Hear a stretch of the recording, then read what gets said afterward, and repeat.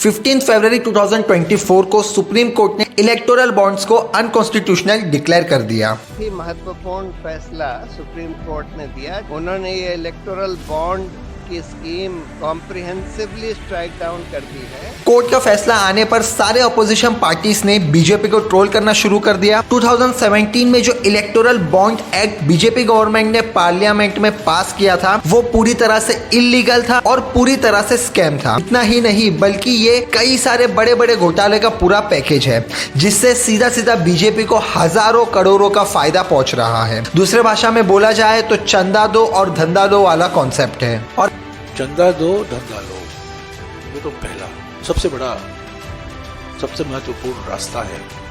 चंदा दो धंधा लो। अगर आप चंदा नहीं दिए तो ईडी का फंडा और सीबीआई का झंडा आपको जरूर मिलेगा, जिसके बाद आपको मजबूरन न चाहते हुए भी चंदा तो देना ही पड़ेगा। करंट बीजेपी गवर्नमेंट का काउंटर ये है कि जब ये लॉ 2017 में पार्लियामेंट में पास हुआ था तो ये एक ऐसा लौता लॉ था जो सारे अपोजिशन पार्टीज एक हो गए थे और किसी ने भी इस पर ऑब्जेक्शन नहीं उठाया था। यह लॉ तो फुल मेजोरिटी में पास हुआ था, सबके रजामंदी के साथ पास किया गया था। लेकिन अब जब सुप्रीम कोर्ट ने इसे अनकॉन्स्टिट्यूशनल कह दिया है और खारिज कर दिया है और देखा गया कि इलेक्शन नजदीक आ रहा है तो सभी अपोजिशन पार्टीज पलट गई और विरोध करना शुरू कर दिया। इस बात से तो हमें वो कहावत याद आती है, हमाम में सब नंगे। क्यों, सही कहा ना दोस्तों। आज इस वीडियो में हम बात करने वाले हैं कैसे करप्शन को फंडिंग का नाम देके लीगलाइज किया जा रहा है। जी दोस्तों, हम बात कर रहे हैं इलेक्टोरल बॉन्ड्स की, और हो भी क्यों ना। आखिरकार हजारों करोड़ों की फंडिंग इलेक्टोरल बॉन्ड्स के नाम पे हमारे देश की पॉलिटिकल पार्टीज ने लीगलाइज जो कर दिया था। अब आप सबको एक बात पहले बता दूं कि इलेक्टोरल बॉन्ड होता क्या है, फिर आगे ये भी देखेंगे कि किस कंपनी ने किस पार्टी को कब और कितना फंड दिया है और फंड देने का मेन रीजन क्या है। तो चलिए पहले जानते हैं कि इलेक्टोरल बॉन्ड्स है क्या। इलेक्टोरल बॉन्ड्स भारत सरकार द्वारा चलाया गया एक तरह का फाइनेंस लेने का तरीका है जो पॉलिटिकल पार्टीज को डोनेशन प्राप्त करने के लिए इस्तेमाल किया जाता है। इसे 2017 में भारत के राज्यसभा से मंजूरी मिली थी और इनका उद्देश्य ट्रांसपेरेंट और लीगल तरीके से पॉलिटिकल फंडिंग को बढ़ावा देना था। इलेक्टोरल बॉन्ड्स की खास बात यह थी कि फंडिंग को छुपा के रखा जाता था। डोनर का नाम, यह जानकारी इलेक्शन ऑफ कमीशन ECI या किसी और अथॉरिटी के साथ भी शेयर नहीं की जाती थी जो traditional methods of political donations में होता था। इससे डोनर अपनी डोनेशन को कॉन्फिडेंशियल रख सकता है और पॉलिटिकल पार्टीज को अनलिमिटेड ब्लैक मनी फंडिंग के नाम पे दे सकता है ताकि कंपनीज उनका काम निकाल सके और पार्टीज को पैसा मिल सके बिना किसी को पता चले। अगर दूसरी भाषा में कहे तो करप्शन को पूरी तरह से लीगलाइज कर दिया गया है। अपोजिशन पार्टीज का यह क्लियर दावा है कि बीजेपी ब्लैक मनी को बढ़ावा दे रही है जैसे ये एक एक्सटॉर्शन रैकेट चल रहा हो। इस तरीके से कंपनीज को डराया जा रहा है कि अगर वो लोग बीजेपी को फंडिंग डोनेट नहीं करेंगे तो इनके पीछे ईडी या सीबीआई पड़ जाएगी। दूसरा रास्ता है हफ्ता वसूली। कई ऐसी कंपनियां हैं जिनके खिलाफ ईडी, सीबीआई और इनकम टैक्स छोड़ा गया है। इस तरह के मीम्स आजकल सोशल मीडिया पे भी खूब ट्रेंड्स हो रहे हैं। वो देख वो देख वो देख वो देख।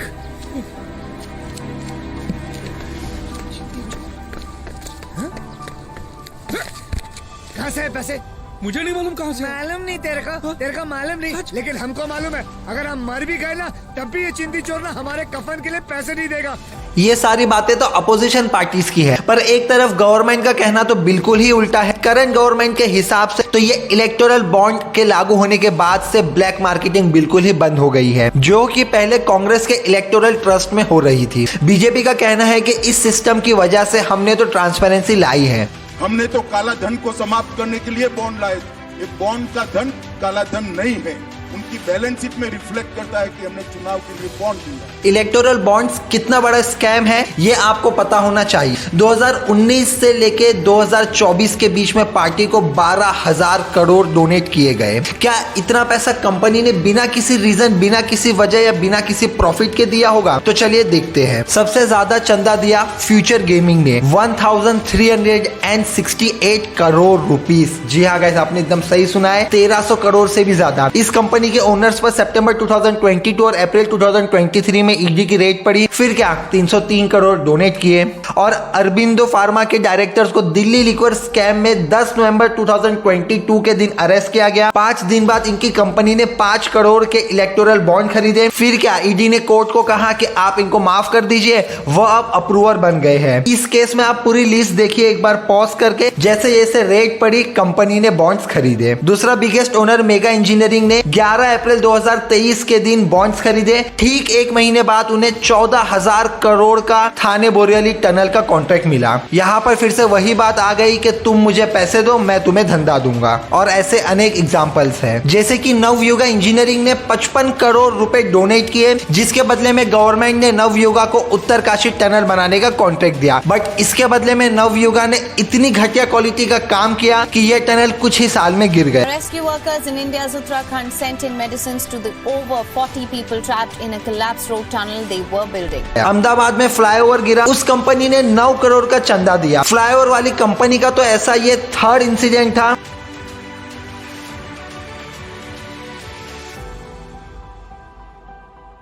फिर भी लगातार प्रोजेक्ट्स दिए गए। यानी क्वालिटी, पास्ट एक्सपीरियंस, एक्सपर्टीज ये मैटर नहीं करता, बस पैसा दो और कॉन्ट्रैक्ट लो। और इन कंपनीज को टेंडर सिर्फ इसीलिए दिया जा रहा है क्योंकि इन कंपनीज ने बीजेपी को फंड अलॉट किया था। इतना बड़ा स्कैम है कि इससे करप्शन को लीगल किया गया बिना जनता के पैसे और जान की परवाह किए। इसकी रियलिटी हर भारतीय को पता होना चाहिए। और अब आप लोग को मैं टॉप 10 कंपनीज के बारे में बता दूं जिसने सबसे ज्यादा इलेक्टोरल बॉन्ड बाय किए हैं, जिसे सुनकर आप लोग हैरान हो जाओगे। ये डाटा मैं आप लोगों को अपने ओन से नहीं बता रहा हूं, बल्कि खुद इंडिया टुडे ने उनकी वेबसाइट पे ऑफिशियली ये डाटा पब्लिश किया है, जिसके हिसाब से सबसे फर्स्ट कंपनी जो है यहाँ पे जिन्होंने सबसे ज्यादा इलेक्टोरल बॉन्ड्स बाय किए है वो है future gaming and hotel service, जिन्होंने 1360 करोड़ के जो है बॉन्ड्स खरीदे हैं। ये हमने ऊपर भी करोड़ के बॉन्ड खरीदे। Mega engineering and infrastructure limited जिन्होंने 966 करोड़ के बॉन्ड खरीदे हैं। फिर quick supply chain private limited जिन्होंने 410, फिर वेदांता लिमिटेड जिन्होंने 400 करोड़ के बॉन्ड खरीदे हैं। हल्दी एनर्जी लिमिटेड जिन्होंने 377 करोड़ के बॉन्ड खरीदे हैं। फिर नेक्स्ट आते हैं भारतीय एयरटेल ग्रुप जिन्होंने 247।